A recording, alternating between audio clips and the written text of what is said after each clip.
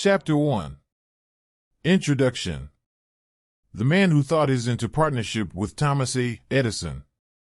Truly, thoughts are things, and powerful things at that, when they are mixed with definiteness of purpose, persistence, and a burning desire for their translation into riches or other material objects. A little more than 30 years ago, Edwin C. Barnes discovered how true it is that men really do think and grow rich.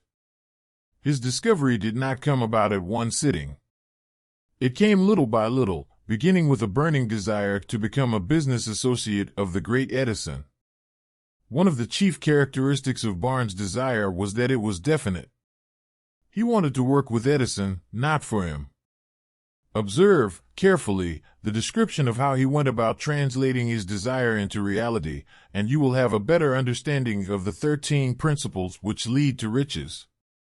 When this desire, or impulse of thought, first flashed into his mind, he was in no position to act upon it. Two difficulties stood in his way. He did not know Mr. Edison, and he did not have enough money to pay his railroad fare to Orange, New Jersey. These difficulties were sufficient to have discouraged the majority of men from making any attempt to carry out the desire. But his was no ordinary desire. He was so determined to find a way to carry out his desire that he finally decided to travel by blind baggage rather than be defeated. To the uninitiated, this means that he went to East Orange on a freight train. He presented himself at Mr. Edison's laboratory and announced he had come to go into business with the inventor. In speaking of the first meeting between Barnes and Edison, years later, Mr. Edison said, "He stood there before me, looking like an ordinary tramp, but there was something in the expression of his face which conveyed the impression that he was determined to get what he had come after." I had learned, from years of experience with men, that when a man really desires a thing so deeply that he is willing to stake his entire future on a single turn of the wheel in order to get it, he is sure to win. I gave him the opportunity he asked for, because I saw he had made up his mind to stand by until he succeeded. Subsequent events proved that no mistake was made. Just what young Barnes said to Mr. Edison on that occasion was far less important than that which he thought. Edison, himself, said so. It could not have been the young man's appearance which got him his start in the Edison office, for that was definitely against him. It was what he thought that counted. If the significance of this statement could be conveyed to every person who reads it, there would be no need for the remainder of this book. Barnes did not get his partnership with Edison on his first interview. He did get a chance to work in the Edison offices at a very nominal wage, doing work that was unimportant to Edison, but most important to Barnes, because it gave him an opportunity to display his merchandise where his intended partner could see it. Months went by. Apparently nothing happened to bring the coveted goal which Barnes had set up in his mind as his definite major purpose. But something important was happening in Barnes' mind. He was constantly intensifying his desire to become the business associate of Edison. Psychologists have correctly said that when one is truly ready for a thing, it puts in its appearance. Barnes was ready for a business association with Edison. Moreover, he was determined to remain ready until he got that which he was seeking. He did not say to himself, "Oh well, what's the use? I guess I'll change my mind and try for a salesman's job." But he did say, "I came here to go into business with Edison, and I'll accomplish this end if it takes the remainder of my life." He meant it. What a different story men would have to tell if only they would adopt a definite purpose and stand by that purpose until it had time to become an all-consuming obsession. Maybe young Barnes did not know it at the time, but his bulldog determination, his persistence in standing back of a single desire, was destined to mow down all opposition and bring him the opportunity he was seeking. When the opportunity came, it appeared in a different form and from a different direction than Barnes had expected. That is one of the tricks of opportunity. It has a sly habit of slipping in by the back door, and often it comes disguised in the form of misfortune or temporary defeat. Perhaps this is why so many failed to recognize opportunity. Mr. Edison had just perfected a new office device, known at that time as the Edison dictating machine, now the Ediphone. His salesmen were not enthusiastic over the machine. They did not believe it could be sold without great effort. Barnes saw his opportunity. It had crawled in quietly, hidden in a queer-looking machine which interested no one but Barnes and the inventor. Barnes knew he could sell the Edison dictating machine. He suggested this to Edison and promptly got his chance. He did sell the machine. In fact, he sold it so successfully that Edison gave him a contract to distribute and market it all over the nation. Out of that business association grew the slogan, "Made by Edison and installed by Barnes." The business alliance has been in operation for more than 30 years. Out of it, Barnes has made himself rich in money, but he has done something infinitely greater. He has proved that one really may think and grow rich. How much actual cash that original desire of Barnes has been worth to him, I have no way of knowing. Perhaps it has brought in $2 or $3 million, but the amount, whatever it is, becomes insignificant when compared with the greater asset he acquired in the form of definite knowledge that an intangible impulse of thought can be transmuted into its physical counterpart by the application of known principles. Barnes literally thought himself into a partnership with the great Edison. He thought himself into a fortune. He had nothing to start with except the capacity to know what he wanted and the determination to stand by that desire until he realized it. He had no money to begin with. He had but little education. He had no influence. But he did have initiative, faith, and the will to win. With these intangible forces, he made himself #1 man with the greatest inventor who ever lived. Now, let us look at a different situation and study a man who had plenty of tangible evidence of riches, but lost it because he stopped 3 feet short of the gold he was seeking. 3 feet from gold. One of the most common causes of failure is the habit of quitting when one is overtaken by temporary defeat. Every person is guilty of this mistake at one time or another. An uncle of R.U. Darby was caught by the gold fever in the gold rush days and went west to dig and grow rich. He had never heard that more gold has been mined from the brains of men than has ever been taken from the earth. He staked a claim and went to work with pick and shovel. The going was hard, but his lust for gold was definite. After weeks of labor, he was rewarded by the discovery of the shining ore. He needed machinery to bring the ore to the surface. Quietly, he covered up the mine, retraced his footsteps to his home in Williamsburg, Maryland, told his relatives and a few neighbors of the strike. They got together money for the needed machinery, had it shipped. The uncle and Darby went back to work the mine. The first car of ore was mined and shipped to a smelter. The returns proved they had one of the richest mines in Colorado. A few more cars of that ore would clear the debts. Then would come the big killing in profits. Down went the drills. Up went the hopes of Darby and uncle.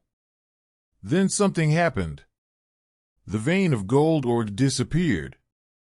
They had come to the end of the rainbow, and the pot of gold was no longer there. They drilled on, desperately trying to pick up the vein again, all to no avail. Finally, they decided to quit. They sold the machinery to a junkman for a few $100s and took the train back home. Some junkmen are dumb, but not this one. He called in a mining engineer to look at the mine and do a little calculating. The engineer advised that the project had failed because the owners were not familiar with fault lines. His calculations showed that the vein would be found just 3 feet from where the Darbys had stopped drilling. That is exactly where it was found. The junkman took millions of dollars in ore from the mine because he knew enough to seek expert counsel before giving up. Most of the money which went into the machinery was procured through the efforts of R.U. Darby, who was then a very young man. The money came from his relatives and neighbors because of their faith in him. He paid back every dollar of it, although he was years in doing so. Long afterward, Mr. Darby recouped his loss many times over, when he made the discovery that desire can be transmuted into gold. The discovery came after he went into the business of selling life insurance. Remembering that he lost a huge fortune because he stopped 3 feet from gold, Darby profited by the experience in his chosen work by the simple method of saying to himself, "I stopped 3 feet from gold, but I will never stop because men say no when I ask them to buy insurance." Darby is one of a small group of fewer than 50 men who sell more than $1 million in life insurance annually. He owes his stickability to the lesson he learned from his quitability in the gold mining business. Before success comes in any man's life, he is sure to meet with much temporary defeat and, perhaps, some failure. When defeat overtakes a man, the easiest and most logical thing to do is to quit. That is exactly what the majority of men do. More than 500 of the most successful men this country has ever known told the author their greatest success came just one step beyond the point at which defeat had overtaken them. Failure is a trickster with a keen sense of irony and cunning. It takes great delight in tripping one when success is almost within reach. A 50-cent lesson in persistence. Shortly after Mr. Darby received his degree from the University of Hard Knocks and had decided to profit by his experience in the gold mining business, he had the good fortune to be present on an occasion that proved to him that no does not necessarily mean no. One afternoon he was helping his uncle grind wheat in an old-fashioned mill. The uncle operated a large farm on which a number of colored sharecrop farmers lived. Quietly, the door was opened, and a small colored child, the daughter of a tenant, walked in and took her place near the door. The uncle looked up, saw the child, and barked at her roughly. "What do you want?" Meekly, the child replied, "My mammy says send her 50 cents. "I'll not do it," the uncle retorted. "Now you run on home." "Yes, sah," the child replied. But she did not move. The uncle went ahead with his work, so busily engaged that he did not pay enough attention to the child to observe that she did not leave. When he looked up and saw her still standing there, he yelled at her, "I told you to go on home. Now go, or I'll take a switch to you." The little girl said yes, sir, but she did not budge an inch. The uncle dropped a sack of grain he was about to pour into the mill hopper, picked up a barrel stave, and started toward the child with an expression on his face that indicated trouble. Darby held his breath. He was certain he was about to witness a murder. He knew his uncle had a fierce temper. He knew that colored children were not supposed to defy white people in that part of the country. When the uncle reached the spot where the child was standing, she quickly stepped forward 1 step, looked up into his eyes, and screamed at the top of her shrill voice, "My mammy's gotta have that 50 cents. The uncle stopped, looked at her for a minute, then slowly laid the barrel stave on the floor, put his hand in his pocket, took out $50, and gave it to her. The child took the money and slowly backed toward the door, never taking her eyes off the man whom she had just conquered. After she had gone, the uncle sat down on a box and looked out the window into space for more than 10 minutes. He was pondering, with awe, over the whipping he had just taken. Mr. Darby, too, was doing some thinking. That was the first time in all his experience that he had seen a colored child deliberately master an adult white person. How did she do it? What happened to his uncle that caused him to lose his fierceness and become as docile as a lamb? What strange power did this child use that made her master over her superior? These and other similar questions flashed into Darby's mind, but he did not find the answer until years later, when he told me the story. Strangely, the story of this unusual experience was told to the author in the old mill, on the very spot where the uncle took his whipping. Strangely, too, I had devoted nearly a quarter of a century to the study of the power which enabled an ignorant, illiterate colored child to conquer an intelligent man. As we stood there in that musty old mill, Mr. Darby repeated the story of the unusual conquest and finished by asking, "What can you make of it? What strange power did that child use that so completely whipped my uncle?" The answer to his question will be found in the principles described in this book. The answer is full and complete. It contains details and instructions sufficient to enable anyone to understand and apply the same force which the little child accidentally stumbled upon. Keep your mind alert, and you will observe exactly what strange power came to the rescue of the child. You will catch a glimpse of this power in the next chapter. Somewhere in the book you will find an idea that will quicken your receptive powers and place at your command, for your own benefit, this same irresistible power. The awareness of this power may come to you in the first chapter, or it may flash into your mind in some subsequent chapter. It may come in the form of a single idea, or it may come in the nature of a plan or a purpose. Again, it may cause you to go back into your past experiences of failure or defeat and bring to the surface some lesson by which you can regain all that you lost through defeat. After I had described to Mr. Darby the power unwittingly used by the little colored child, he quickly retraced his 30 years of experience as a life insurance salesman and frankly acknowledged that his success in that field was due, in no small degree, to the lesson he had learned from the child. Mr. Darby pointed out, every time a prospect tried to buy me out without buying, I saw that child standing there in the old mill, her big eyes glaring in defiance, and I said to myself, I've got to make this sale. The better portion of all sales I have made were made after people had said "no." He recalled, too, his mistake in having stopped only 3 feet from gold, but, he said, that experience was a blessing in disguise. It taught me to keep on keeping on, no matter how hard the going may be, a lesson I needed to learn before I could succeed in anything. This story of Mr. Darby and his uncle, the colored child in the gold mine, doubtless will be read by hundreds of men who make their living by selling life insurance, and to all of these, the author wishes to offer the suggestion that Darby owes to these 2 experiences his ability to sell more than $1 million of life insurance every year. Life is strange and often imponderable. Both the successes and the failures have their roots in simple experiences. Mr. Darby's experiences were commonplace and simple enough, yet they held the answer to his destiny in life, therefore they were as important to him as life itself. He profited by these 2 dramatic experiences because he analyzed them and found the lesson they taught. But what of the man who has neither the time nor the inclination to study failure in search of knowledge that may lead to success? Where and how is he to learn the art of converting defeat into stepping stones to opportunity? In answer to these questions, this book was written.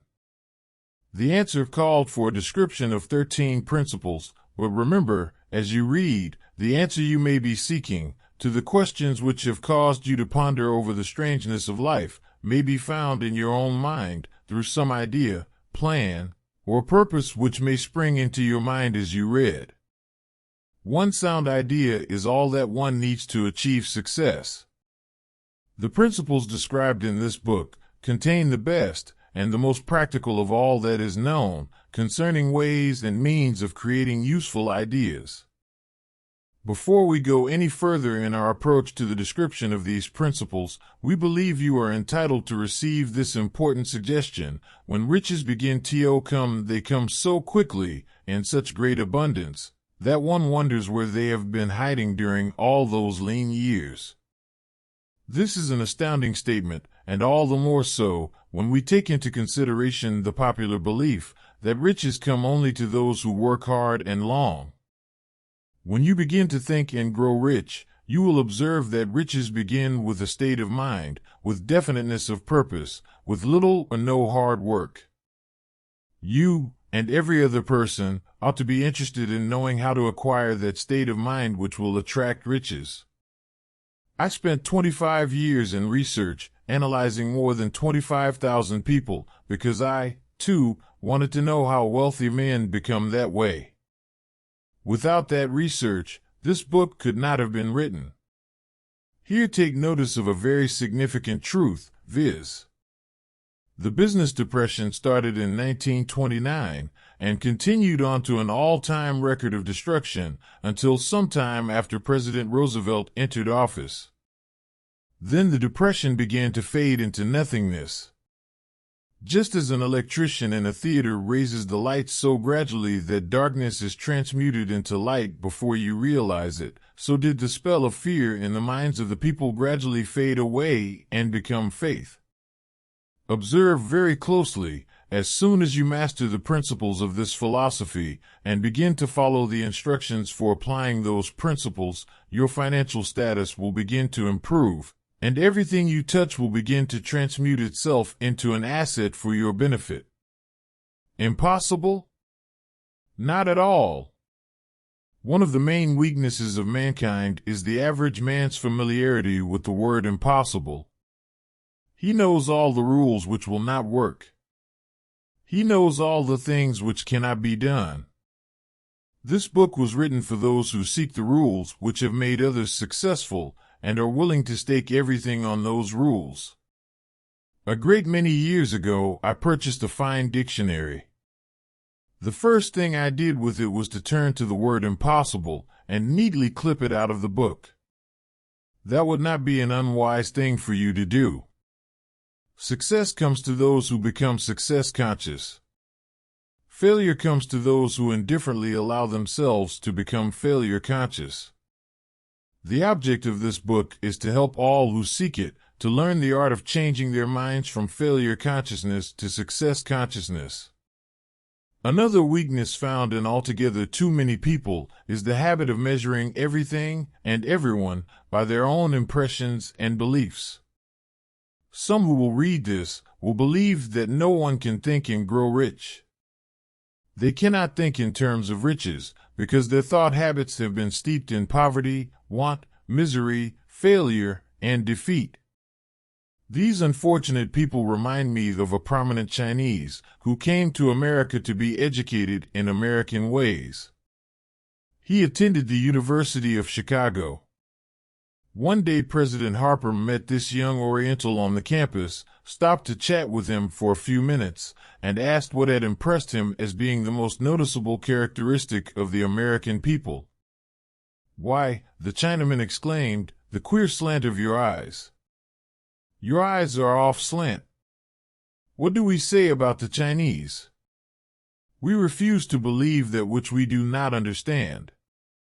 We foolishly believe that our own limitations are the proper measure of limitations. Sure, the other fellow's eyes are off slant because they are not the same as our own. Millions of people look at the achievements of Henry Ford after he has arrived and envy him because of his good fortune or luck or genius or whatever it is that they credit for Ford's fortune. Perhaps one person in every 100,000 knows the secret of Ford's success, and those who do know are too modest or too reluctant to speak of it because of its simplicity. A single transaction will illustrate the secret perfectly.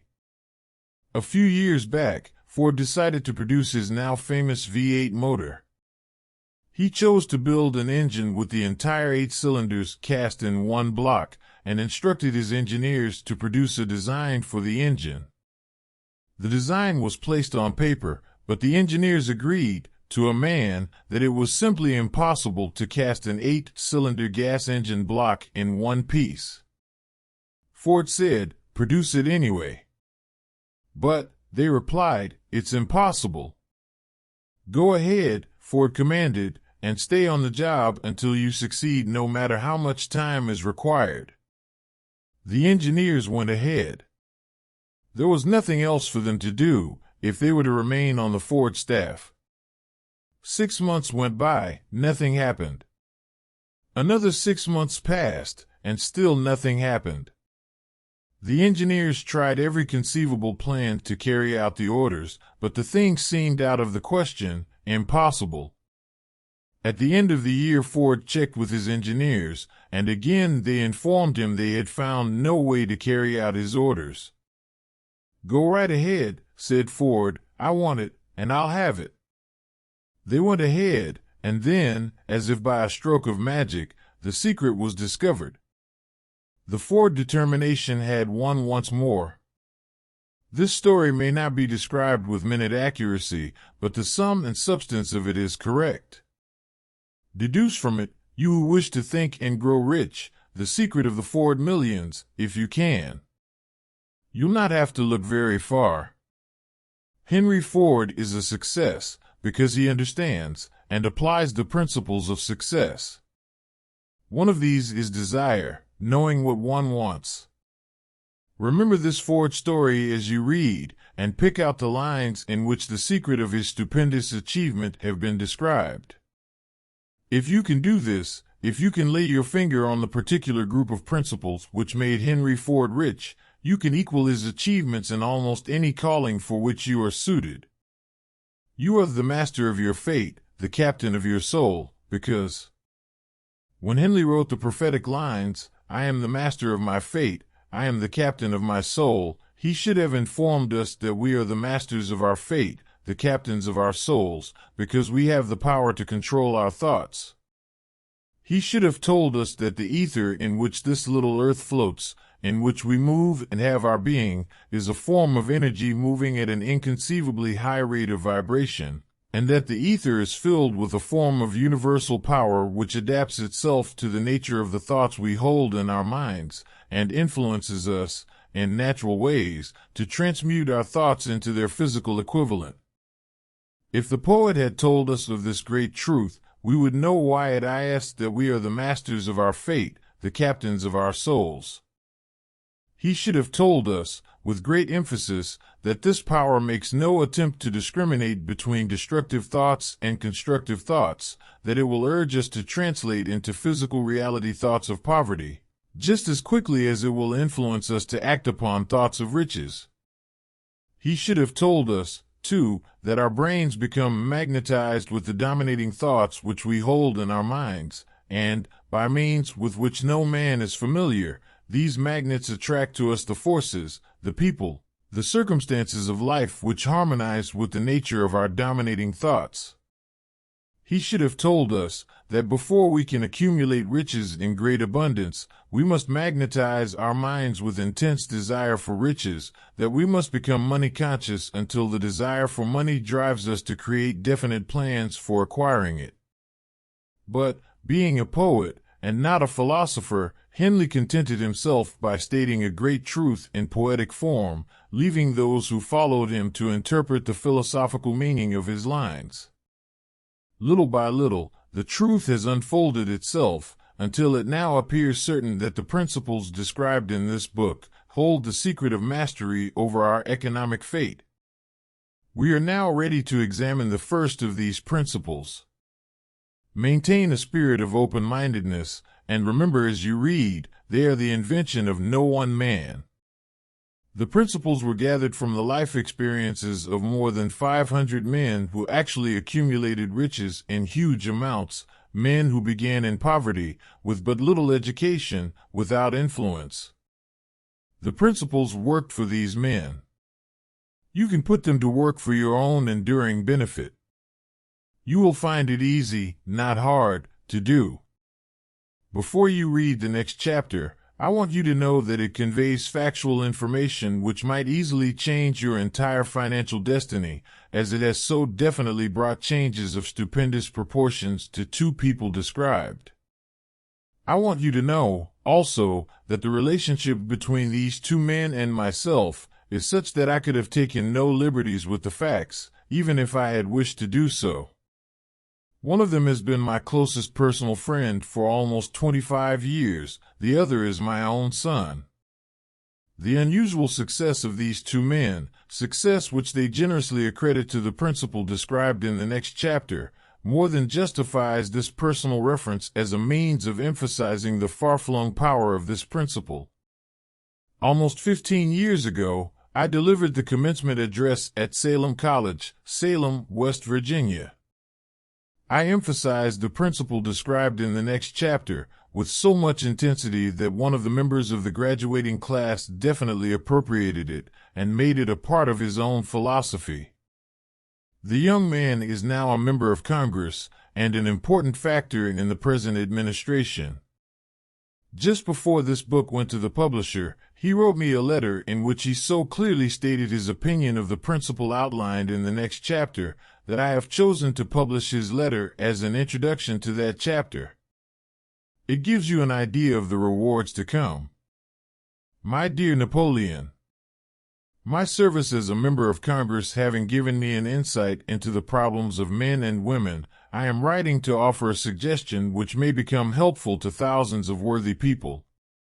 With apologies, I must state that the suggestion, if acted upon, will mean several years of labor and responsibility for you, but I am enheartened to make the suggestion because I know your great love for rendering useful service. In 1922, you delivered the commencement address at Salem College when I was a member of the graduating class.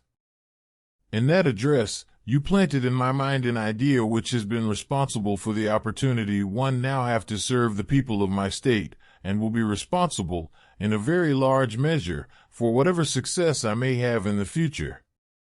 The suggestion I have in mind is that you put into a book the sum and substance of the address you delivered at Salem College, and in that way give the people of America an opportunity to profit by your many years of experience and association with the men who, by their greatness, have made America the richest nation on earth. I recall, as though it were yesterday, the marvelous description you gave of the method by which Henry Ford, with but little schooling, without a dollar, with no influential friends, rose to great heights. I made up my mind then, even before you had finished your speech, that I would make a place for myself, no matter how many difficulties I had to surmount. Thousands of young people will finish their schooling this year, and within the next few years. Every one of them will be seeking just such a message of practical encouragement as the one I received from you. They will want to know where to turn, what to do, to get started in life. You can tell them, because you have helped to solve the problems of so many, many people. If there is any possible way that you can afford to render so great a service, may I offer the suggestion that you include with every book one of your personal analysis charts, in order that the purchaser of the book may have the benefit of a complete self-inventory, indicating, as you indicated to me years ago, exactly what is standing in the way of success. Such a service as this, providing the readers of your book with a complete, unbiased picture of their faults and their virtues, would mean to them the difference between success and failure. The service would be priceless. Millions of people are now facing the problem of staging a comeback because of the depression, and I speak from personal experience when I say, I know these earnest people would welcome the opportunity to tell you their problems, and to receive your suggestions for the solution. You know the problems of those who face the necessity of beginning all over again. There are thousands of people in America today who would like to know how they can convert ideas into money, people who must start at scratch, without finances, and recoup their losses. If anyone can help them, you can. If you publish the book, I would like to own the first copy that comes from the press, personally autographed by you. With best wishes, believe me. Cordially yours, Jennings Randolph. This is the end of the chapter 1. If you find it helpful, please hit the like and subscribe buttons to get notified for more. Thank you so much.